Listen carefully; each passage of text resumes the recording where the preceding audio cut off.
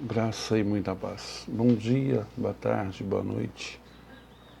Abençoados, eleitos de Deus. Vamos falar aqui aquilo que não existe mais, principalmente nas nossas vidas. Nós vamos falar a respeito de lei e pecado. Como que a gente, na graça, vê isso? Bem, nós sabemos que no ano 70, na morte de Cristo, lei e pecado foram definitivamente extintos, né? Não existem mais. Hoje existe só na cabeça daqueles que são, como eu sempre falo aqui, né? Filhos da escrava. Esses aí não aceitam de jeito maneira. Mas amém, né? 45:7 de Isaías, também digo. Deus criou o justo e o ímpio para o dia mau. Vamos lá. O pecado deve ser entendido a partir do contexto em que foi entendido no Novo Testamento e por aqueles a quem foi imputado. Assim, a entender os israelitas, né? Em 1 João capítulo 3, versículo 4, João definiu o pecado como ilegalidade ou transgressão da lei, né? 1 João 3, 4. E de acordo com Paulo, na epístola, né, aos Romanos, no capítulo 7, versículo 7, ele não conhecia o pecado, exceto pela lei. Ele não conhecia o pecado, exceto pela lei. De acordo com o Salmo 147, 19 e 20, e Deuteronômio 4 e 8, né,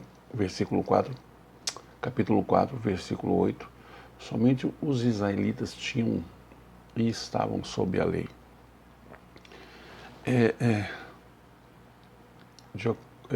Se ninguém, exceto Israel, estava sob a lei, então ninguém, exceto Israel, conhecia o pecado, no sentido de que Paulo e João usaram o termo, né, e aqueles que conheciam o pecado e seriam julgados eram descendentes das tribos de Israel, que violaram a lei. Nós já falamos aqui também os 613 mandamentos, né, ordenanças. Então era para eles. Isso aí não. Hoje nós temos 10 mandamentos. E Paulo pega e fala, ele é muito abusado espiritualmente. Ele fala em 1 Coríntios, ele fala, Romanos, ele fala também sobre para que nós devemos imitá-lo assim como ele imitou a Cristo. Né? A gente tem que amar Deus, 613 mandamentos, trouxe para 10 mandamentos, achando que era muito. Cristo trouxe para 2, ou seja, amar a Deus sobre todas as coisas e ao próximo como a ti mesmo, né? Vamos lá. E Paulo trouxe para 1, né? Esse 1 não tem como. Se você por um acaso amar a Deus sobre todas as coisas, não precisa completar o restante. Se amar de verdade, não como um sistema religioso que não conhece o Deus da Bíblia, não conhece o Deus verdadeiro, conhece o Deus da Bíblia, aquele que mata, que não sei o que e tudo mais e tal, que você tem que pagar para, né, ser salvo, sendo que você já foi nos anos 70, mas até então isso aí está na cabeça de alguns seguidores do UME, né? Mas vamos lá. Em Romanos 3,19, agora sabemos que tudo que vamos ler novamente. Romanos 3,19. Agora sabemos que tudo o que a lei diz aos que estão sob a lei, para que toda boca se cale e todo mundo se torne culpado diante de Deus. Em Daniel 9,11. É aquilo que eu sempre falo, é uma riqueza de versículos, né? Então anote ou volte o vídeo várias vezes, só para a gente não critique antes de ouvir e ver, e ler e meditar. Daniel 9,11. Sim, Todos o Israel transgrediu a sua lei e partiu para não obedecer a sua voz. Portanto, a maldição e o juramento escritos na lei de Moisés, o servo de Deus, foram derramados sobre nós, porque pecamos contra ele. Veja que quem escreveu, quando e onde escreveu. Não é? Isso tudo a gente tem que ver para a gente entender. Jeremias 2, capítulo 2, versículo 29. Porque você contende comigo. Por quê você contende comigo? Todos vocês, israelitas, né, transgrediram contra mim, diz o Senhor.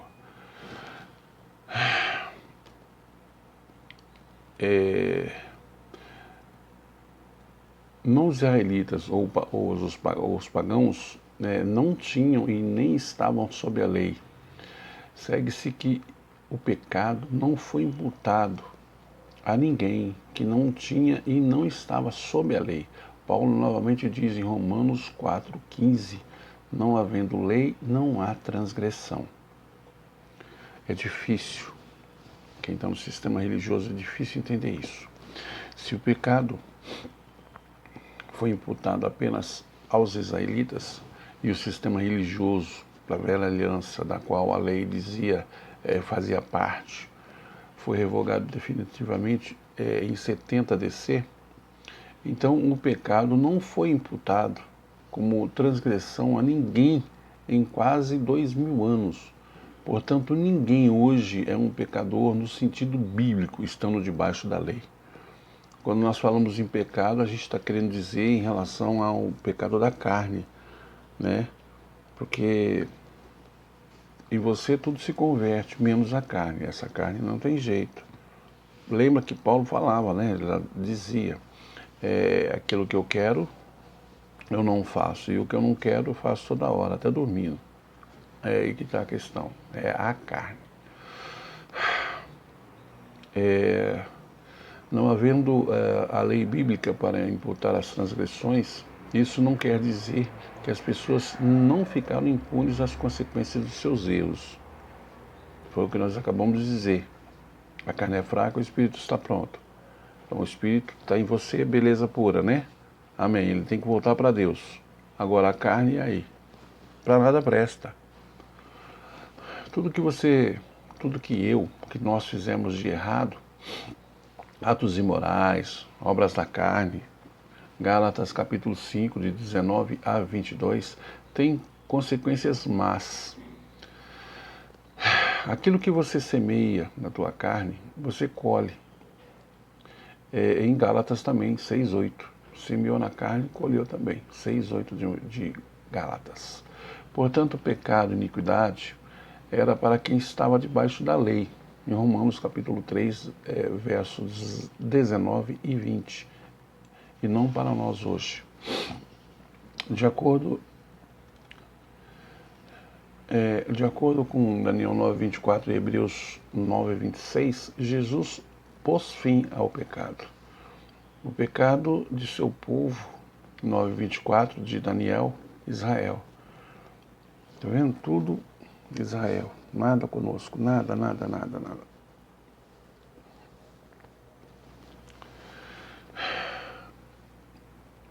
É por isso que em Mateus 1:21 diz que Jesus de Nazaré veio para salvar o seu povo, Israel, né? Seus pecados. Não israelitas pagãos, pessoas que não estão sob a lei, não eram seu povo. Ele mesmo disse não havia sido enviado senão as ovelhas perdidas da casa de Israel. Isso eu costumo dizer aqui praticamente sempre, né? Todos os vídeos eu falo. Ele só veio só para os judeus, entendeu? Só para os judeus. Então quem está no sistema religioso hoje não passa de um judeu. Isso está em Mateus 15:24. Por que eu digo que o povo religioso que está na igreja e tudo mais é judeu? Porque servem as leis judaicas, faz tudo aquilo, as abluções, batismo, dízimo, oferta, subir a monte, não sei o que e tal. Faz exatamente o que eles faziam antes. Simples assim. Por isso Jesus se manifestou em resgate dos pecados cometidos pelos israelitas. Eles foram resgatados e remidos dos seus pecados. Em Gálatas capítulo 4, verso 5, diz: para remir o que estavam debaixo da lei. Foi para isso que ele veio, né? Já veio. 9:15 de Hebreus. E por isso ele é o mediador da nova aliança, por meio da sua morte, para o resgate das transgressões cometidas sob a primeira aliança, para que os são chamados recebam a promessa de herança eterna. Isso está na Bíblia. Não sei por que as pessoas querem discutir. Tudo que você vai falar, não, mas não tem i, é o que está escrito, acabou. Acabou. Atos capítulo 5, versículo 31. Deus, porém, com sua mão direita, o exaltou a príncipe e salvador, a fim de conceder a Israel o arrependimento e a remissão dos pecados. Romanos 3:5, ao qual Deus propôs para apropriação pela fé no seu sangue, para demonstrar a sua justiça, pela remissão dos pecados dantes cometidos sob a paciência de Deus. Lucas 16, ou melhor, vamos começar pelo Lucas 1:68. Lucas 1:68. Bendito é o Senhor Deus de Israel, pois ele visitou e remiu o seu povo. Lucas 1:77. Para dar conhecimento da salvação a seu povo, pela remissão dos seus pecados. Os israelitas não estavam sob a lei, não conheciam o pecado e não precisavam de salvação que se daria no ano 70 DC. De acordo com Gálatas 3:13, Jesus acabou com a maldição. A maldição era a lei, porque acusava os israelitas de suas transgressões e pecados sob a lei. E também, de acordo com Tiago 2:10, se alguém era culpado de um ponto, ele era culpado de todos os pontos da lei.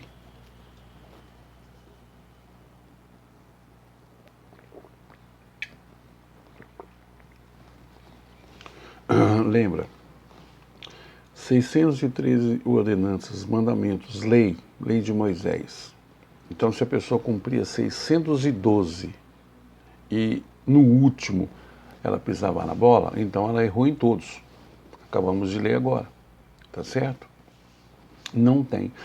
Por isso que 1 João também disse, aquele que diz que não tem pecado é mentiroso. Tá falando para quem? Para você? Para mim? Para o judeu. Aquele fulano lá atrás. Jesus veio para curar aqueles que estavam sob a maldição. Isso nós vemos também em Gálatas, né? Em Gálatas, no capítulo 3. Todo aquele que cria uma outra palavra, sistema religioso, né? Baseado na Bíblia, só baseado, não aquilo que está, ele é considerado como anátema. Anátema, amaldiçoado. Mas quem é que crê nisso? Não, eu sou de Cristo, eu sou ok, mas está lá. O sistema religioso, dízimo, oferta, campanha, subir os 365 degraus da escada da Igreja da Penha, enfim, comprando aí um grão de feijão por R$1.000 para pagar a salvação. Oh Deus, o outro vai não sei para onde, você também vai junto. A maldição foi removida, não existe mais. Jesus acabou com o pecado, não existe mais. O sistema religioso da antiga aliança e sua lei chegaram ao fim em 70 DC, não existe mais. Paulo disse em Romanos 4:15, porque a lei traz a ira, porque onde não há lei, não há transgressão. Porque Paulo também disse. Aí você fala, mas você só prega Paulo, porque não sei o quê. Eu fui o único apóstolo que recebeu a revelação de Cristo. É só ler a Bíblia, lê, medite. 5,13 de Romanos. Porque o pecado, na verdade, já existia no mundo antes que a lei fosse dada. Mas o pecado não é contado, imputado, onde não há lei. Existe lei hoje, não a lei de trânsito, existe lei hoje, lei de Deus. Você tem os mandamentos, você vai cumprir. Quando ele morreu nos anos 70, tudo isso já era. Tudo já era.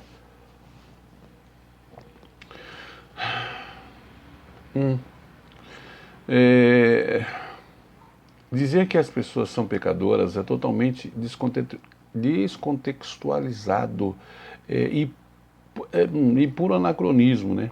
É aplicar uma lei revogada. Essa lei já foi revogada em Hebreus 7,18. E ainda por cima,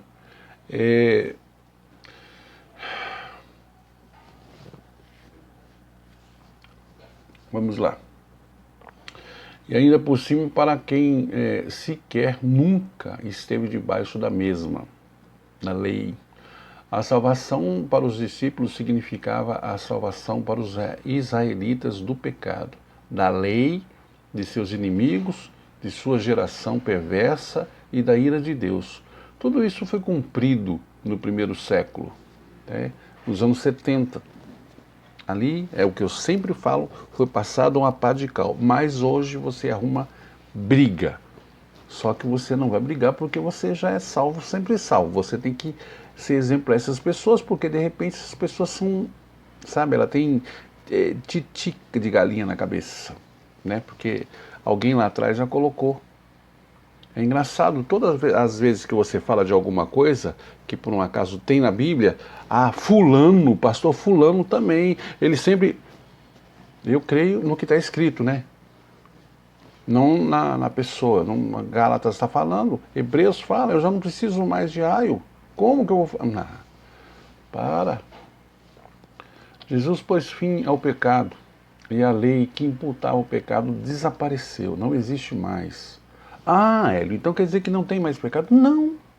Acabamos de ler aqui várias vezes, várias passagens. Já foi, sabe, extinto. Existe um erro, uma transgressão da carne. É na carne que você erra, na carne que eu erro. Bom, em Romanos 4,8 diz: Bem-aventurado o homem a quem o Senhor não imputará o pecado. Ok? De novo, Romanos 4,8. Bem-aventurado o homem, entende-se mulher também, a quem o Senhor não imputará ao pecado. O pecado. Vamos abrir um adendo aqui, aspas, né? Antes que alguém cite 1 João 1,8, que diz assim: se dissermos que não temos, falamos a respeito já, se dissermos que não temos pecado, enganamo-nos a nós mesmos e a verdade não está em nós.